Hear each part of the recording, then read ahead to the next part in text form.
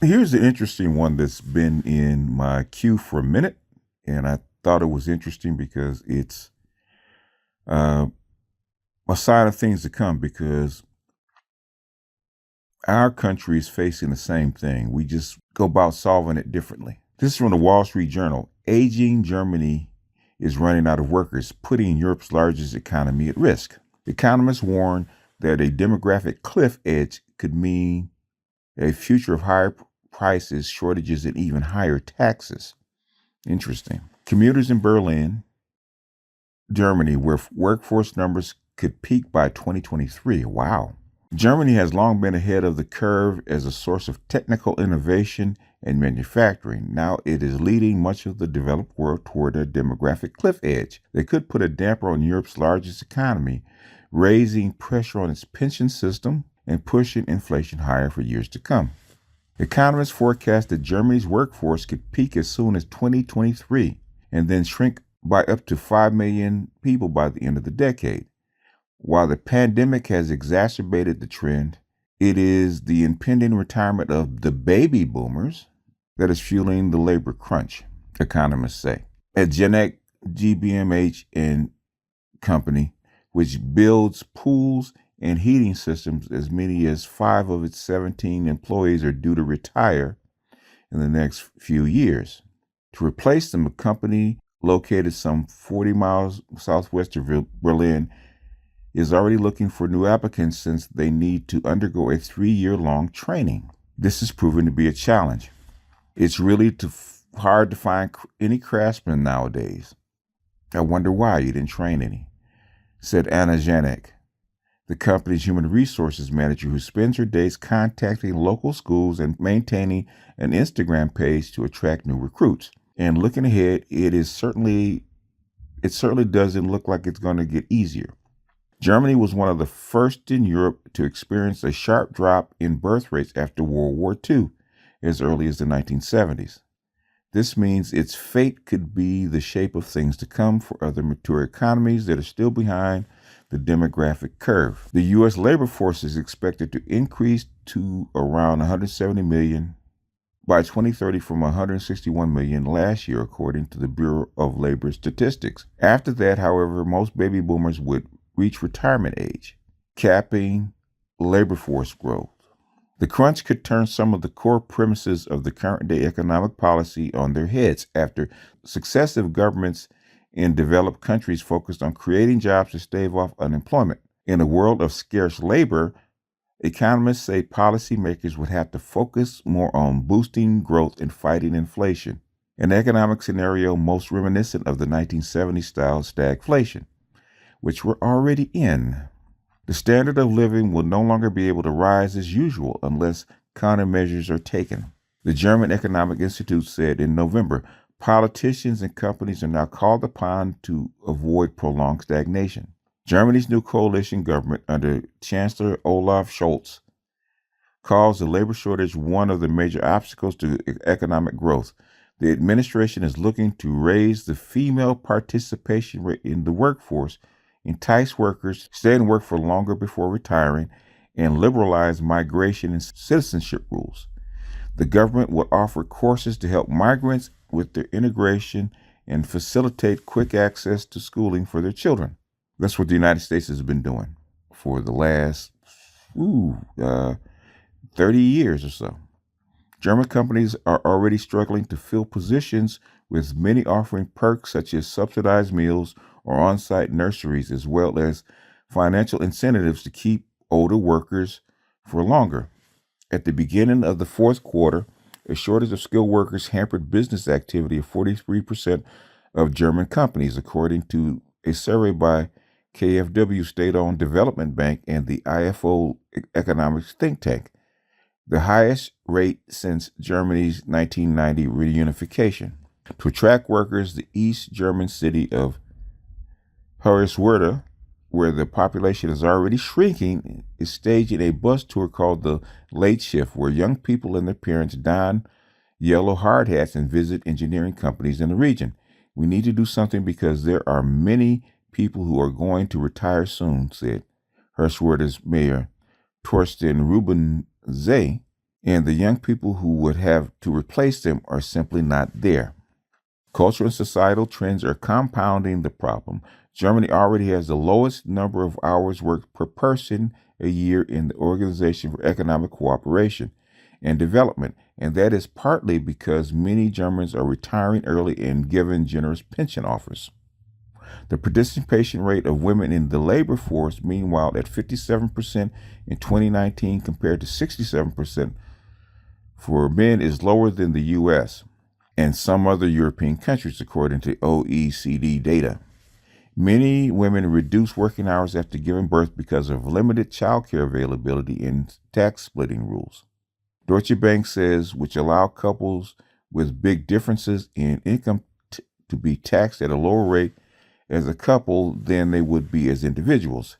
Economists have long said the rule acted as a disincentive for women to rejoin the workforce full-time because they would be taxed more. The implications of the demographic deficit are far-reaching.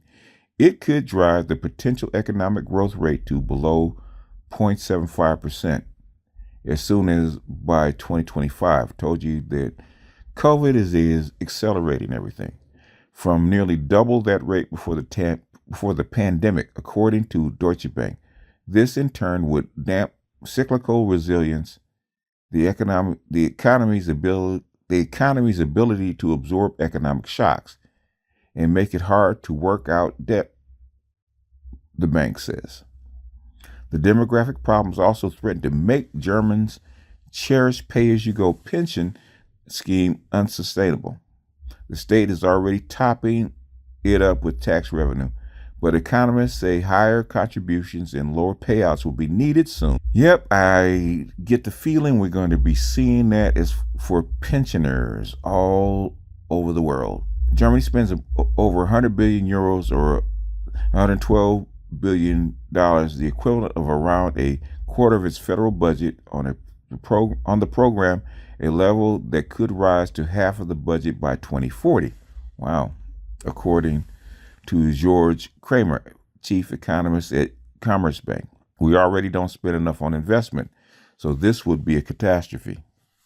Economists also warn that inflation, a historically sensitive topic in Germany, could rise as a reduced supply of labor leads to rising wages, adding another big bottleneck in the economy, where manufacturing is currently suffering from shortages of chips, steel, construction materials, and from rising energy prices.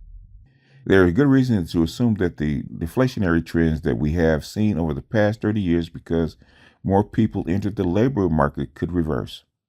And Fritzi Kohler-Gabe, KfW's chief economist, with the baby boomers retired en masse in Germany soon, this will be an issue here. To plug the widening demographic gap, Germany needs more than 400,000 net immigrants a year, the country's federal employment agency estimates. That's what they've been saying for years, for the last 15 years. Now, Germany has resisted that. Most of Europe has resisted that. America has always embraced it because Latinos are been considered like half white. So they have been importing millions of workers into the United States for the last 30 years. So that is the reason that the United States has not had the same effect that Europe has. But Europe is getting ready to go brown. 400,000 net immigrants a year, that's just in one country. That's just in one country. They're getting ready to brown Germany up real tough. And, Europe has 30 countries that have to import immigrants. So, white supremacy as we know it is pretty much over. So you're going to see the browning of the white world. Only 16% of companies surveyed rely on the recruitment of skilled workers from abroad, according to a study of 7,500 executives by Bertelsmann Stiftung think tank, published last month.